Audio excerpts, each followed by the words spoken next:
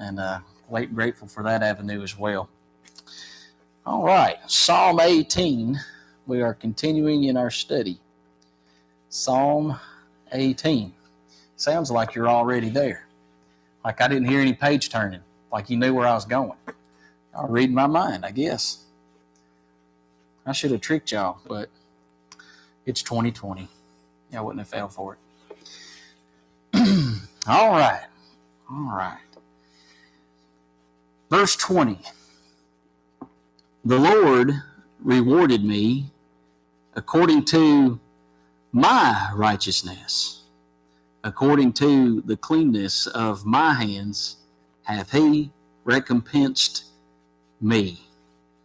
And so we here have the basis on which God delights in David. He's saying, the Lord rewards me according to my righteousness.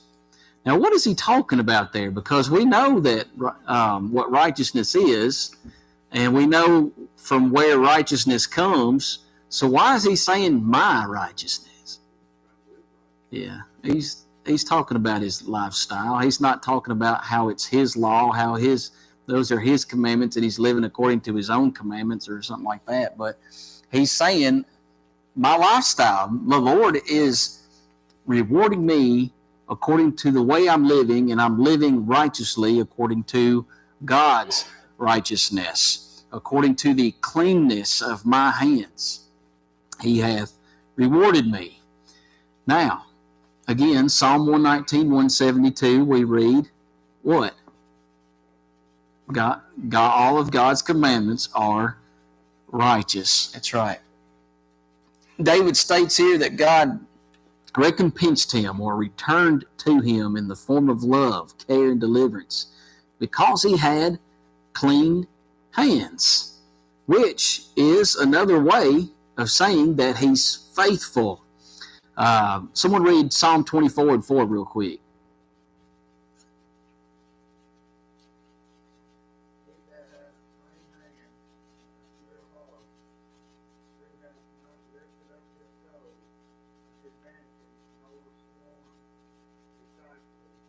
Deceitfully, that's right. Now, that's actually an answer to a question that's in the previous verse. Who shall ascend into the hill of the Lord? Or who shall stand in his holy place? Answer, he that hath clean hands and a pure heart, who hath not lifted up his soul unto vanity or things that are empty or worthless, nor sworn deceitfully, who's been truthful in his life. When you're faithful, you have clean hands. You know, David wanted to build God a temple. Did God allow that? Why? There's too much blood on his hands. He was a man of war. That's exactly right. But that's completely different. Okay? Clean hands here is clean spiritually. He is cleansed spiritually. How is he cleansed? By living faithfully, by going by the words of God, the commandments of God. Now, also here we want to point out that this verse is not teaching that David somehow earned his way to heaven, that he worked so hard that it became righteousness. That's not the way it works. Now, we can work righteousness, but we can't earn our way to heaven. What's the difference?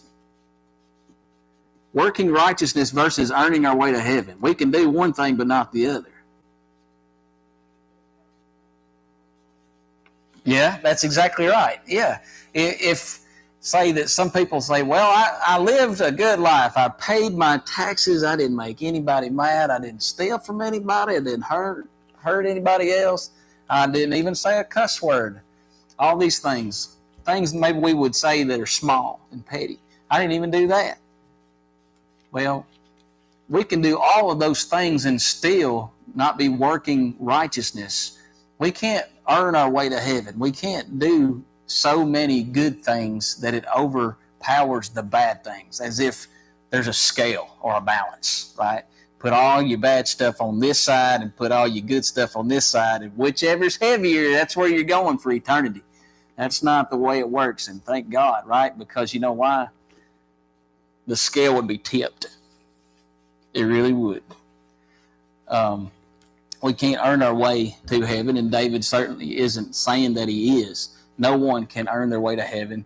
Sin, the wages of sin is death. Sin separates us from God. And so what he means here is that he abandoned his fleshly, earthly, temporary views, and he repented and cleansed his hands. He cleaned up his life so that the Lord could bless him.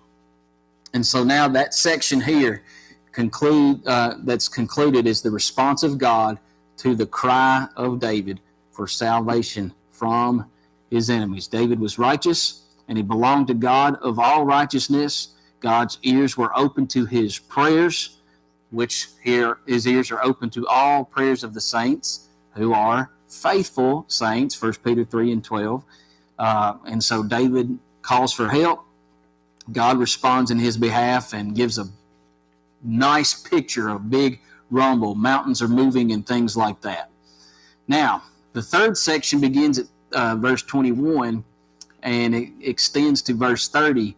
And this is where we say, or not, just to organize it here, the faithful keeps. All right, the faithful keeps. And he's going to explain how his hands are cleansed here. All right, he just made the point that the Lord had heard his cry, had delivered him because of his clean hands. And so in this section, we're going to see an expansion or an explanation on that. Verse 21, because I have kept the ways of the Lord and have not wickedly departed from my God. All right, so there his faithfulness. It is seen as keeping the ways of the Lord.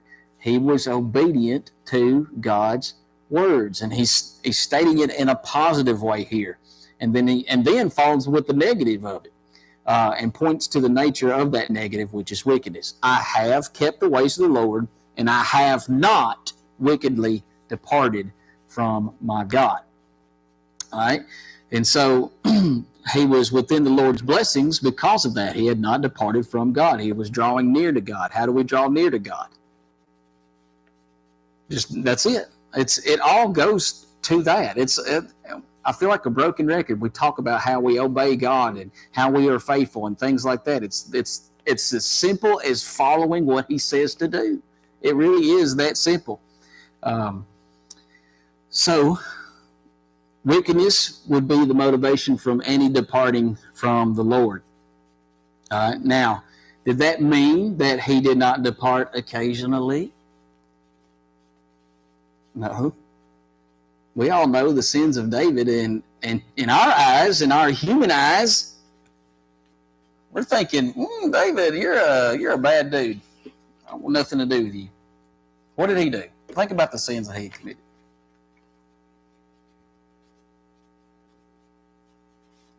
He's watching a woman bathe, lusting, sent someone after her to retrieve her, so he caused other people to sin, commits adultery with her. She was married. He had no right to do any of this. Caused people to lie. He lied about it.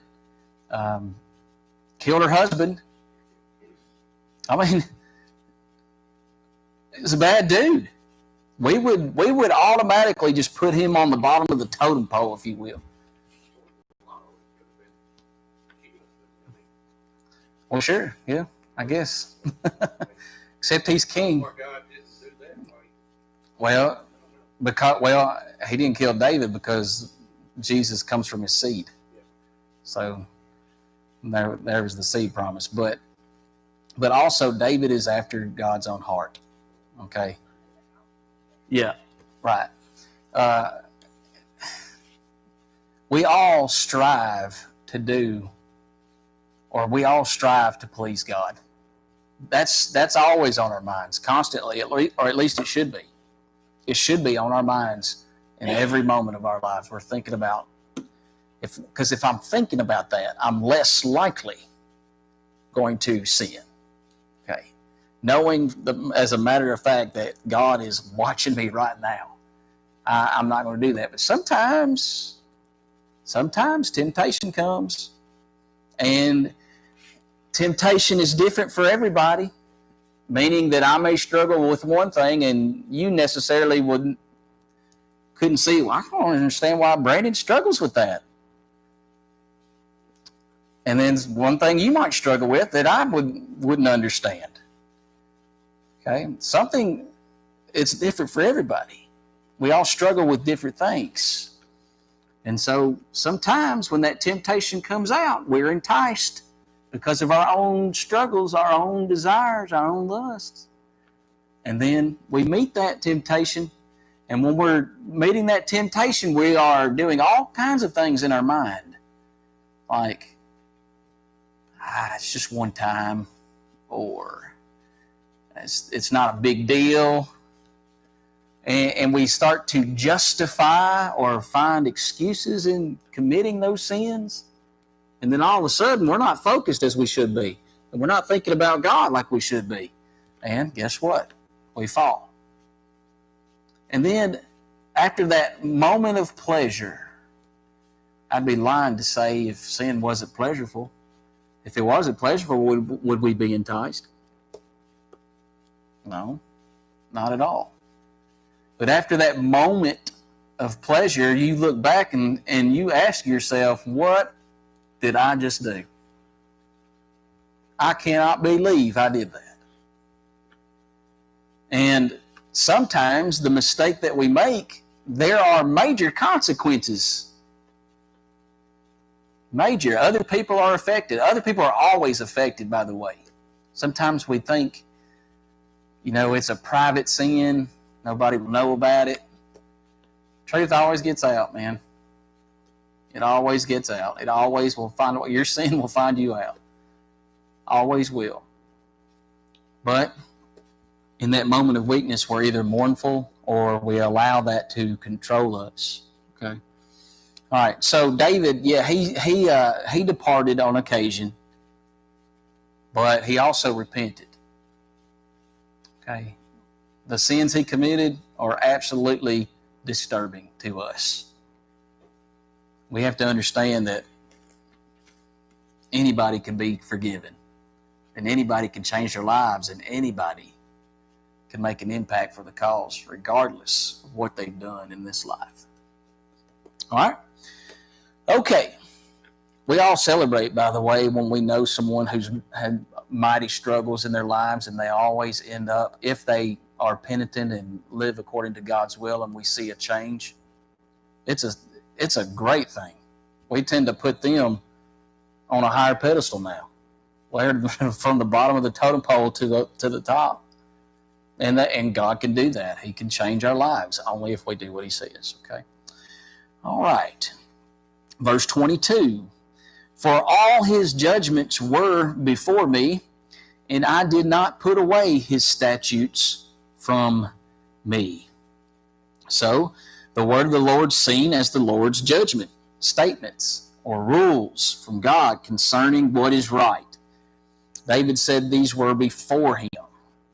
He obviously had them in his mind or in his heart. Psalm 119:11. Someone read that real quick.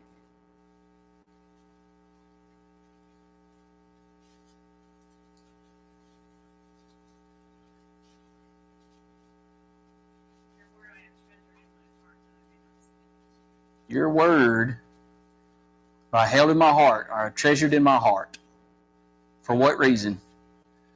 So that I might not sin against you. That's a whole lot right there. The word have I hid in my heart. How do we hide this book in our hearts? Stuff it in it. Study it. Study it. That's the only way. There's no shortcut. There's no cliff notes.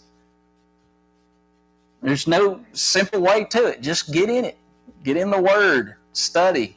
Let Him speak to you. Let it change your life. Why? So we don't sin against Him. When we sin, we're separated from him. He doesn't want that separation. Okay? He says, I did not put away his statutes from me. What are statutes? Decrees or laws? That's right. Yeah. His ordinances, what he says, do it. Do not put them away. How we don't know any of that? How we know about his statutes or decrees or ordinances? It's all recorded. Everything we need is right here. They're going to tell us, his statutes will tell us whether or not we can be right in his sight, or the things that we must do or not do in order to be right in his sight, in order to be pleasing to him. Keep the word in your heart so you don't sin. Let's go to the book of Leviticus.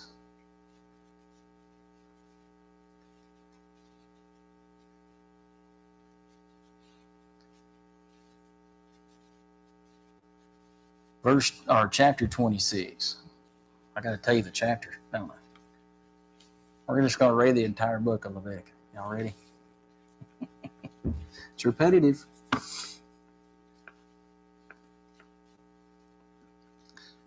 God is emphatic here. He says, you shall make you no idols, nor graven image, neither rear you up a standing image, neither shall ye set up any image of stone in your land to bow down unto it. Why? For I am the Lord your God. You ever heard your mama say, because I said so? Well, that's what the Lord's doing right here. Because I said so, I'm your Lord. I'm your God. You shall keep my Sabbaths and reverence my sanctuary. Why? Because I said so. If you walk in my statutes and keep my commandments and do them, then, we got the if and then. What's that mean? Conditional. Then I will give you rain in due season, and the land shall yield her increase, and the trees of the field shall yield their fruit. And your threshing shall reach unto the vintage, and the vintage shall reach unto the sowing time. You shall eat your bread to the full, and dwell in your land safely. And I will give peace in the land, and you shall lie down, and none shall make you afraid. You can go to sleep at night. Don't worry about any enemies coming in to kill you in your sleep. And I will rid evil beasts out of the land, neither shall the sword go through your land. And ye shall chase your enemies, and ye shall fall before you by the sword. And 5 of you shall chase 100, and 100 of you shall put 10,000 to flight. And your enemies shall fall before you by the sword. For I will have respect unto you, and make you fruitful, and multiply you, and establish my covenant with you. You shall eat old store, bring forth the old because of the new, and I will set my tabernacle among you, and my soul shall not abhor you, and I will walk among you, and will be your God, and you shall be my people. I am the Lord your God, which brought you forth out of the land of Egypt, that you should not be their bondmen, and I have broken the bands of your yoke, and made you go upright. What's the condition? Verse 3. If you walk in my statutes and keep my commandments and do them, all these blessings will fall into your lap. Then look at verse 14 and you see the first word there. What does it say? Yeah. Contrast. But if you will not hearken unto me, if you won't listen to me, and will not do all these commandments, and if you shall despise my statutes, or if your soul abhor my judgments, so that you will not do all my commandments, but that you break my covenant, I also will do this unto you. Here we go. Get ready. I will even appoint you over you terror, consumption, the burning, what is that? Ague? That shall consume the eyes and cause sorrow of heart. You shall sow your seed in vain, for your enemies shall eat it, and I will set my face against you. You shall be slain. You get the idea. You get the idea. If you do what I tell you to do, you will be blessed. If you do not do what I tell you to do, your life will be miserable. That's emphatic. Is there any confusion in that? And yet some people say, well, it's just a little white lie, or it's not a big deal, just one time. They don't understand that little white lie, or not so big a deal according to your eyes anyway, generally speaking, can grow and grow and grow and grow and grow. Oh, that's another good point, Raymond. Yes. When we do it, not a big deal. Not a big deal. Somebody else does it? Can you believe what Raymond did?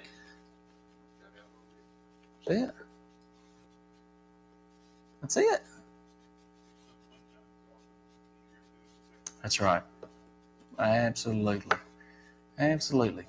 Those of you who've been to college, have you ever skipped a class? Don't answer that question. I'll just put myself under the bus. I have skipped class. Those 8 o'clock classes were just too early. First time, well, I learned after my freshman year. But the first time, not so bad. But then I'm like, oh no, I got that class coming up tomorrow. And I don't want to face the professor. So guess what? Skip. And it gets easier and easier. The next thing you know, you failed. And then we go, can I get some extra credit so I don't fail? I don't deserve any of that. I never failed a class, by the way. I'm just telling you. That's right.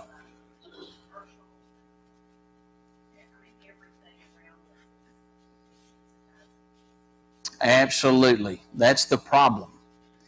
The righteousness exalts a nation.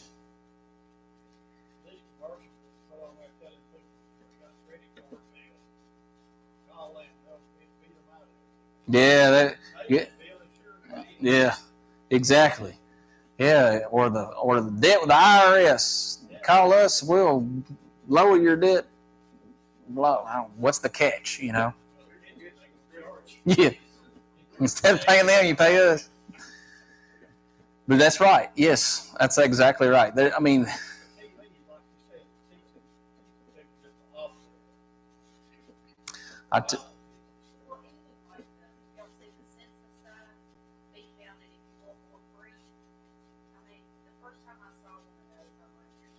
yeah.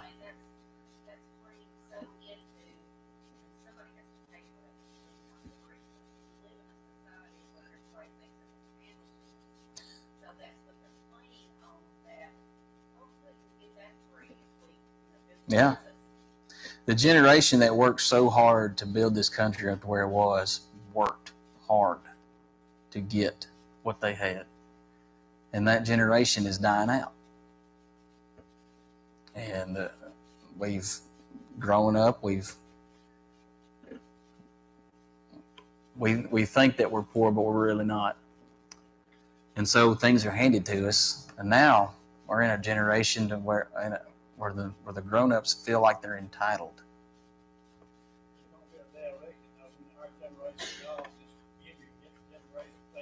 Sure.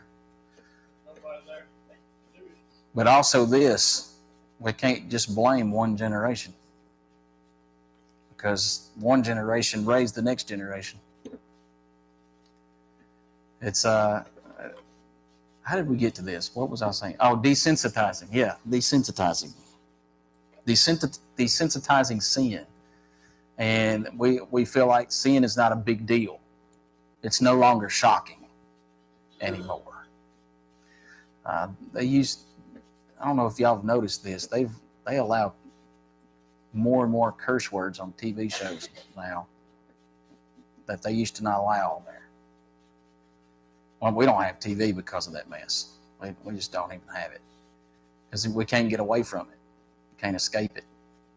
Well, we can if we didn't have TV and other such media. I tell you what, the biggest blessing this country would have, a lot of people would disagree with me, is someone shot a missile and blew up one of our satellites in space, and there went our internet.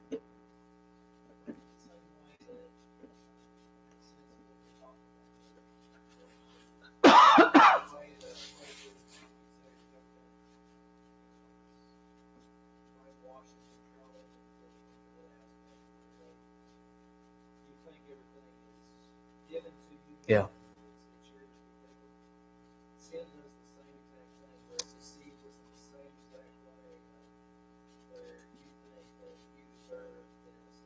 Yeah. The correlation between the two is almost identical. You, In the sense of where government is, but social things, society. you got humanism. Into the same way that sin comes in and tricks into the same mindset of thinking that ultimately both control and take over and make you callous ultimately to God's righteousness. Very good. Yeah, very good comment. I read a headline either today or yesterday. It said along the lines, I'm paraphrasing, that it's progressive, or we've evolved or progressed as a nation as we step further away from Christianity. Like it's a progressive thing. Like it's a good thing that we've stepped away from Christianity that builds us up. The nation builds us up.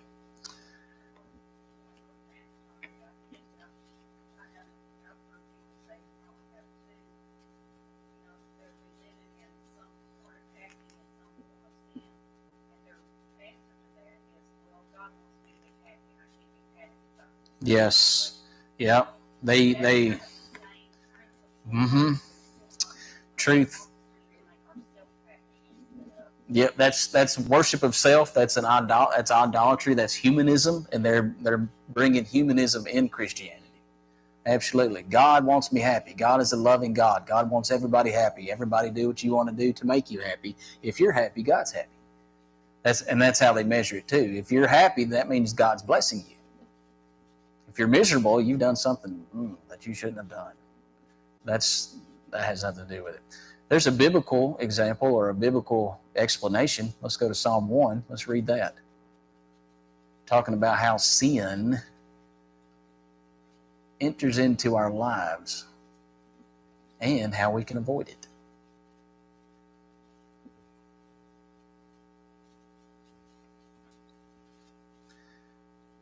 Blessed is the man that walks not in the counsel of the ungodly, nor standeth in the way of sinners, nor sitteth in the seat of the scornful. Did y'all see those 3 action verbs in that verse there? Walk, stand, and sit. That's the progression of sin. You may walk by something that's enticing, and then you turn around and you go back to it and you stand there and stare at it. And finally you get so comfortable in it, you just make yourself at home and have a seat. You walk, stand, and then sit down. But here he says, blessed is the man that doesn't do those things. Blessed is the man that walks not in the counsel of the ungodly, nor stands in the way of sinners, nor sits in the seat of the scornful. But his delight is where? In the law of the Lord, and in his law doth he meditate. How often? Day and night. Day and night. And he shall be like a tree planted by the rivers of water, that bringeth forth his fruit in season. His leaf also shall not wither, and whatsoever he doeth shall prosper. The one who meditates is planted like a tree by the rivers. What does that even mean? Explain a tree by a river. You have strong roots. You have strong roots. I remember living on Chicken Creek. We have that creek there on the side of the house, and there's trees all around it. And you can see the roots, but you can see how strong they are. Truly amazing.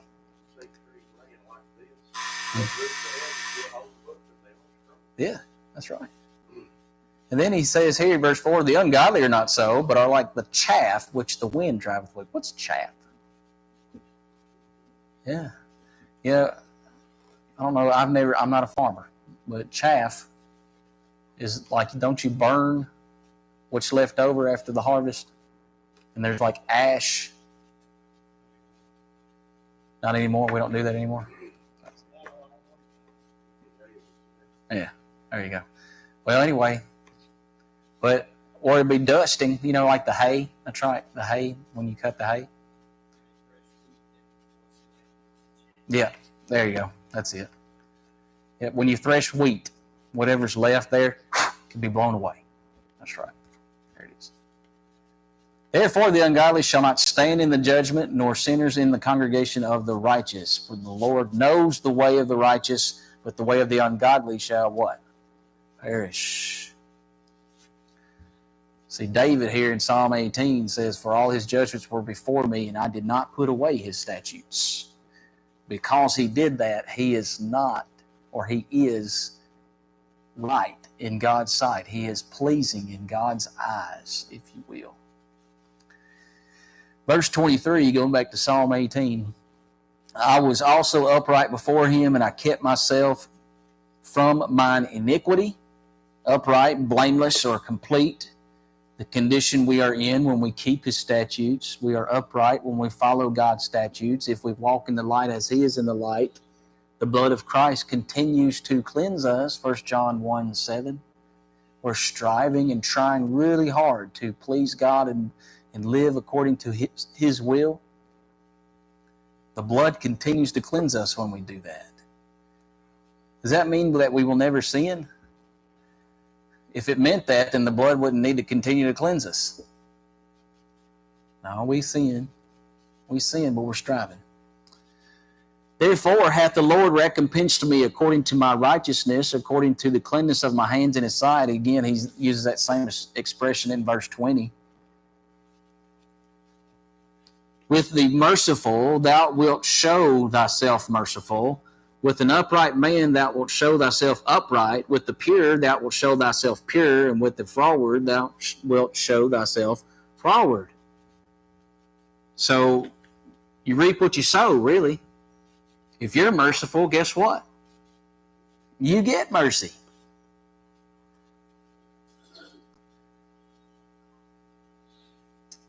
There's a lot of people, a lot of Christians still mad at their brethren. Still mad.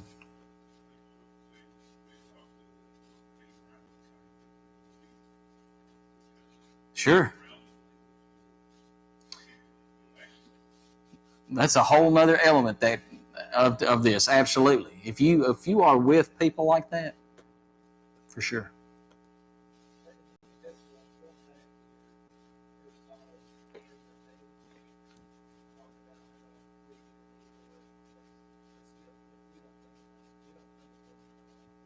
Right.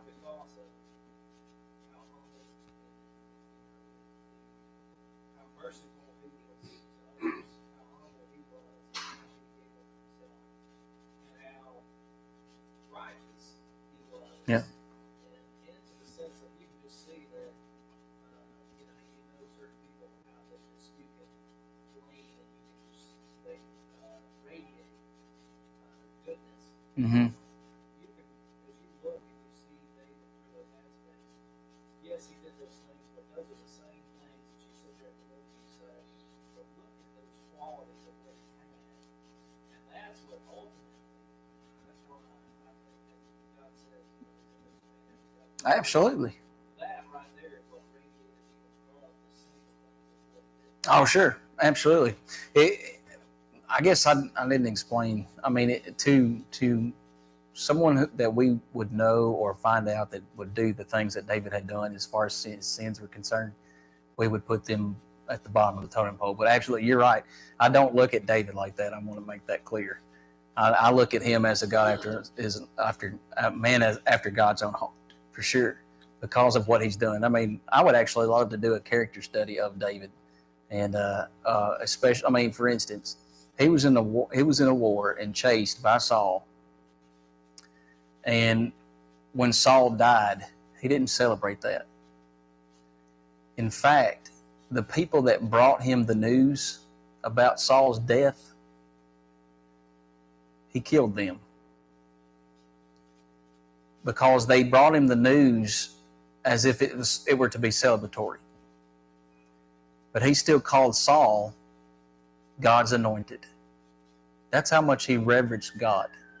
And that scene, that account right there always stuck with me. I'm like, wow. And but there's many more things that we could see about David. Maybe we can do a character study with him real soon. That'd be great. I would enjoy that. Hope you would too.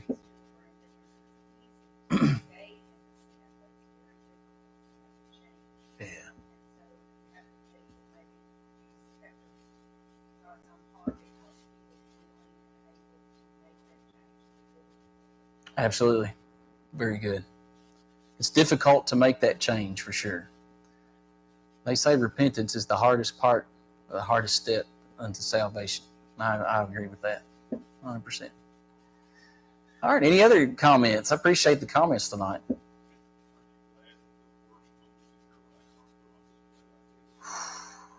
True.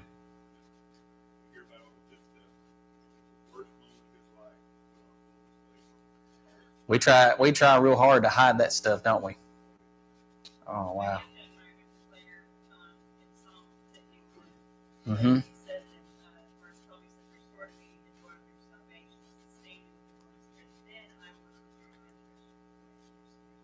Yeah.